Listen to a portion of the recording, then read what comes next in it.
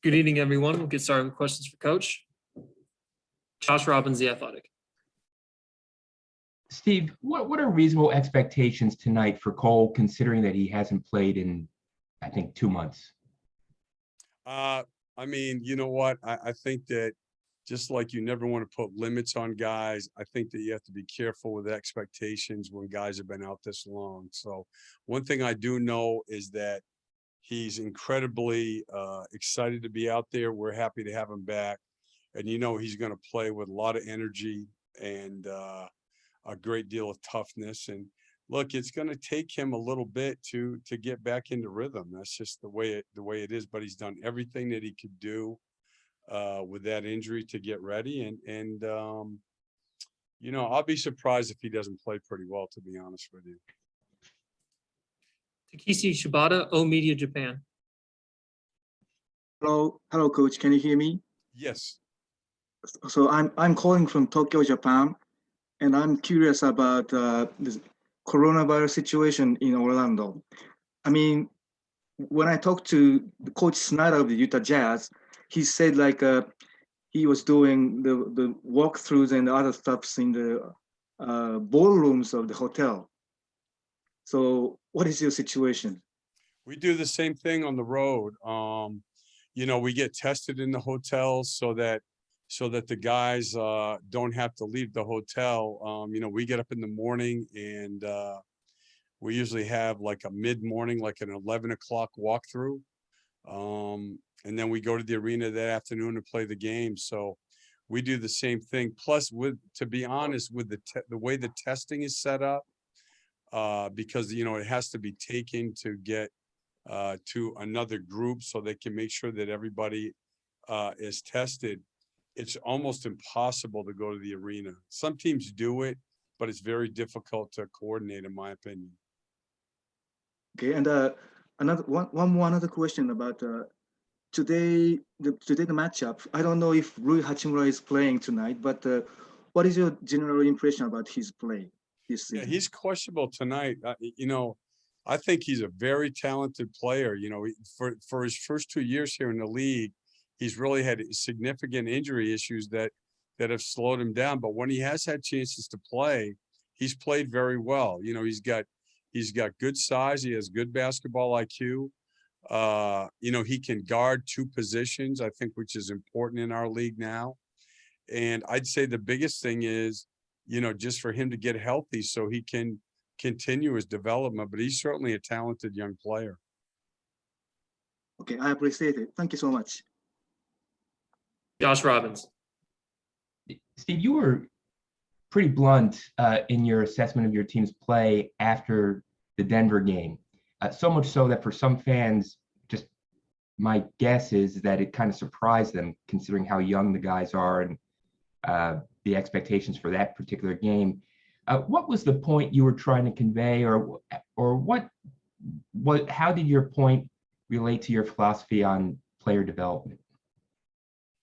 Well, I think that, you know, in a situation like this, and I don't think it's just a big deal, it's critical that, you know, guys have high expectations of how we play and how we compete.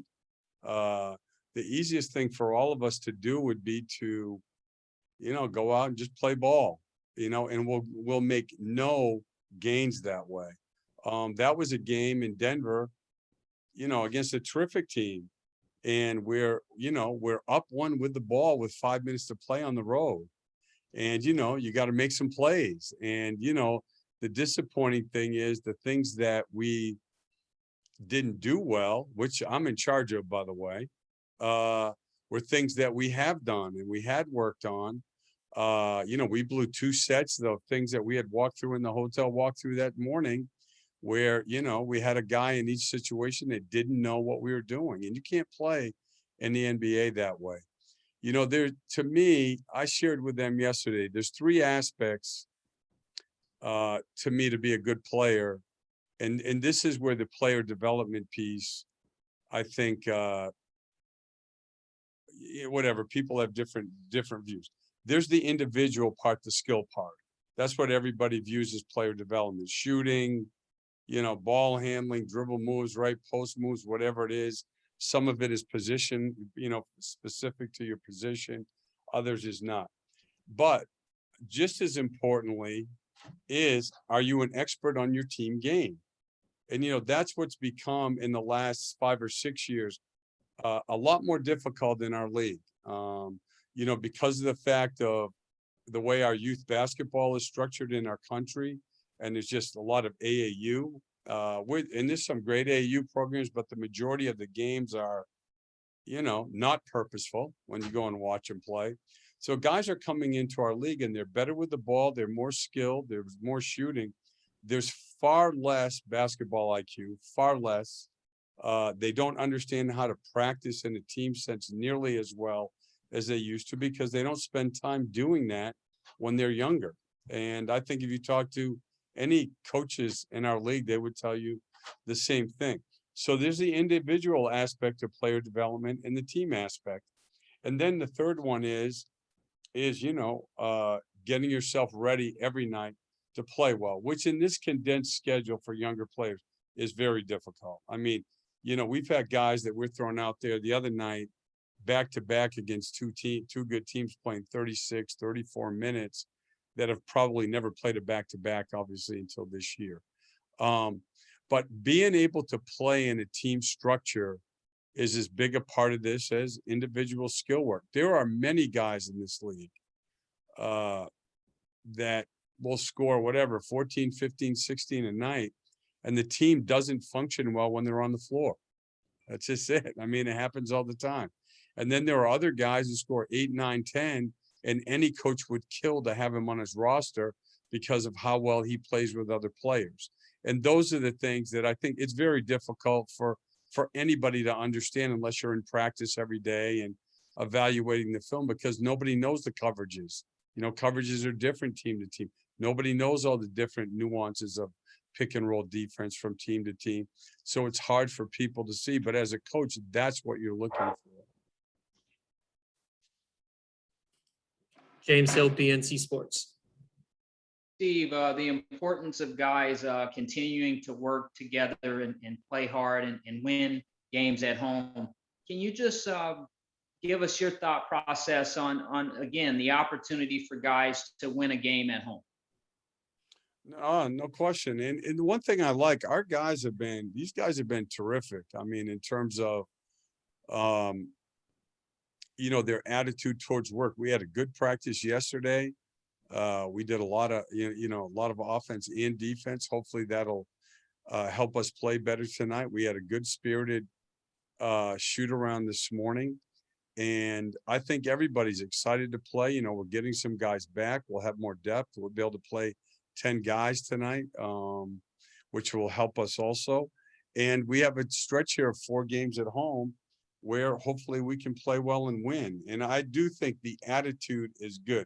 But to get back along those same lines of Josh's question, it still gets back to, if we really want to improve in these next 22 games, it does speak to, our expectations of ourselves. Not blowing sets, not blowing coverages, being a high execution team. And we can do that. Talent-wise, guys have a tremendous opportunity to really blend their talents together. Can you speak a little bit about that? And that speaks totally to what I talked about before, being an expert on the team game, which involves, playing in a manner where you play efficiently and you help your teammates play better when you're on the floor. For some guys, it's screening. For some guys, it's being better with their spacing. For some guys, it's just knowing all the set plays so that our timing and our spacing are good in what things that we're trying to execute. And those are all critical parts, as you guys know, of the NBA game. Thank you, Coach. Good luck. Thank you. Okay, that'll do it for tonight. Thank you for your time, Coach. Appreciate it. Thank you.